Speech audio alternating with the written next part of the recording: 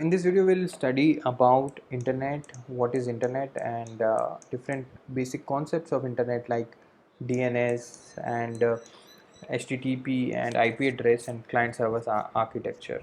Okay, so let's get started. So first, about internet structure. What is internet and how does it work? Basically, in your home you have a computer, then you have a mobile phone, right, and another mobile phone we can have, and all of these are connected to a Wi-Fi router, right?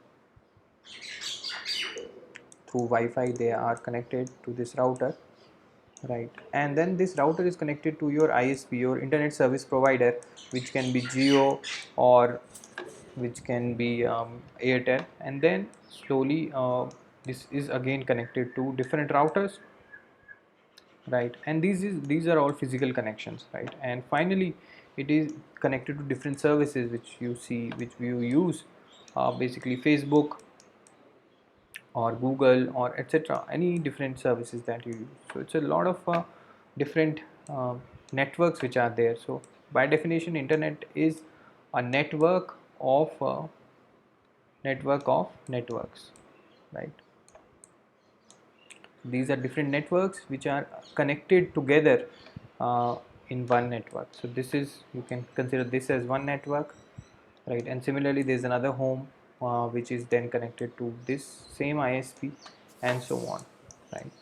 This will also have uh, another router, there will be another computer here or a mobile device here, right?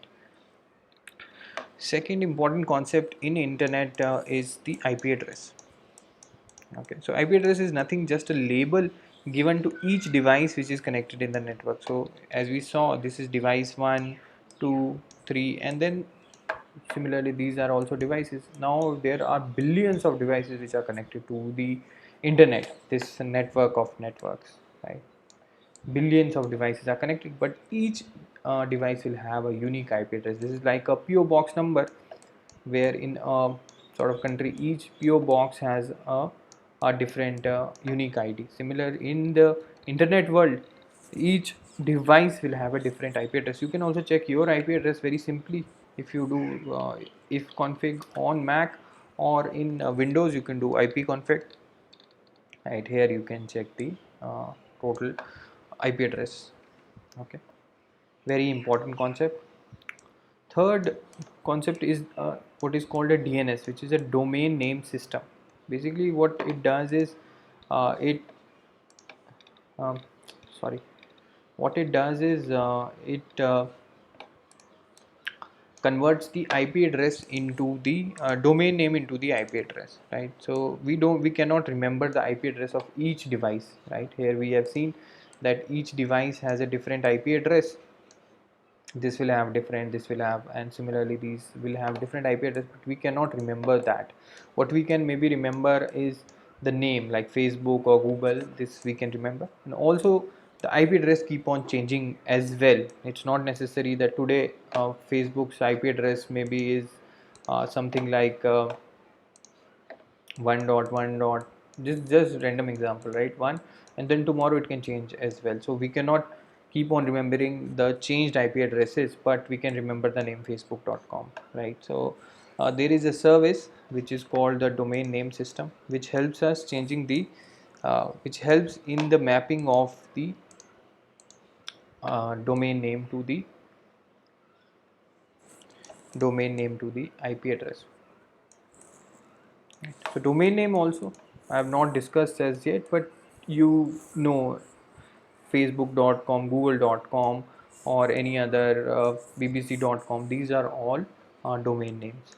So computer, um, the domain name system helps in doing that. So we can check the domain name of the IP address of any website. Say I do google.com, this is the IP address of google.com, right? And if I put this in the browser, I will see google.com, right? See how that redirection happened. So this, I'm using this domain name server to do this kind of mapping.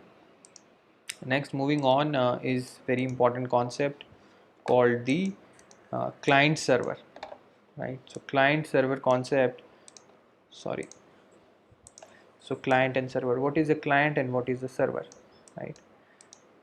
So client is what requests information, so this requests information, and this server is what responds with the information. So in very simple scenario where we saw we are requesting some information from say facebook.com here, so these are our clients. This is our client 1, this is our client 2, right? And because these clients are requesting information from Facebook, so they say that okay, get us facebook.com front page, and then that information is passed here, and then the information it travels back here, right? So these become our clients, and these are our servers. So servers basically companies keep so that they can expose their different services. Very important in a sort of usage of client server architecture is the www, the world wide web, right? What you use every day, all the websites, right? All the web application, this is all world wide web. It uses client server architecture, right? So world wide web is nothing but information system which uses URL as the identifier. So basically you can think of world wide web is like access to different documents, a lot of documents which can be accessed over the web. In your own machine, say you have 10 documents, only those you can access, but over the world wide web you can access different documents. Like Wikipedia is a good example, where when we open Wikipedia of any sort of different topic, we are able to see different links. So when the topic starts, it says okay, this person was born here, and then here is the link. Say it says the person was born in Delhi, then there's a link to Delhi, and then so on. So different web pages are linked to each other via what technically is called hyperlinks or links, right? And again the right hyperlinks, via the hyperlinks different web pages are accessible. So you can now imagine web as something which gives you access to so many documents, so many web pages. Just you should know the hyperlink or the URL, right? So very simply, if we say something like Wikipedia, right? Wikipedia.com slash say Delhi, right? Maybe this is not a valid URL, like not a real URL. It's a valid URL, not a real URL. But here, this part, what we were saying is the domain name, right? And this part is the page that we want to, or also called the path, right? And there's another thing here. You might have seen sometimes it's written HTTP, sometimes it's written HTTPS, right? And like this. So this we will also say this is called the protocol. So in World Wide Web, if we know the URL of any web page, right, and the hyperlink is also that URL, then we can access. So it increases our access to so many documents on the internet. That's why internet has become such a huge thing, because it increased the access. Earlier people just used to have access to their computer. Now through World Wide Web, they have access to millions of documents. Not even millions, I think trillions. I don't know. And the final thing is the HTTP, right? The protocol which we saw in the URL, right? Very important. This is the language in which this communication happens, right? We saw the clients on the network, they send a request to the router then pushes the request to the ISP, then that ISP pushes the request to the router, and so on, right? We can also see a small demo how this whole transfer happens. Very simply, what you can do is any trip, if you want to see, so you can do trace route and do google.com, right? So it will show you how the different communication happening, where how we have written here how ISP is connected, and then router is connected, and then different router, and finally Facebook is connected. Here you can see, so this is the IP address of my router, then this connects to another router, and then this connects to another router, and then another router, right? And slowly you will see. So it's a very complicated multi-hop kind of a system. It's not that I'm directly connecting to google.com or facebook.com. Through these different paths, through these different routers or checkpoints, I'm connecting to the server. of Google. So finally I connect here. This is the IP address of Google. You can verify it. Right, google.com opens, but see how many steps or how many hops were there in between. Okay.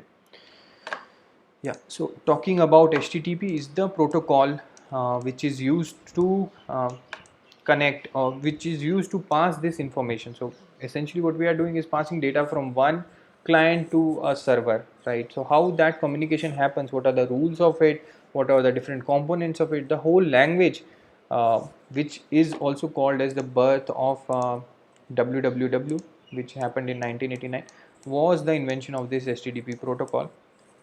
And then slowly HTTP now has evolved to HTTPS, which is the secure form of this protocol, right? So yeah, that is it, right? We studied about how internet structure is, where there are different networks, small networks which are connected to each other, not directly but via routers and via ISPs in between. Then there are IP addresses, which are important building blocks of the internet. You can say every device gets a unique IP address, which helps in identifying the device uniquely. DNS is very important, domain name system, which converts every domain name to an IP address. Then client server architecture, we sort of talked about, which is there is a client, right? This computer, or specifically the browser, is the client which sends a request to the server, and then server responds. And the whole language of this communication, the whole rules of this communication are based on a protocol, which is the HTTP protocol. So yeah, this is it. Now in the next video we will study about the components of a web application. Thanks.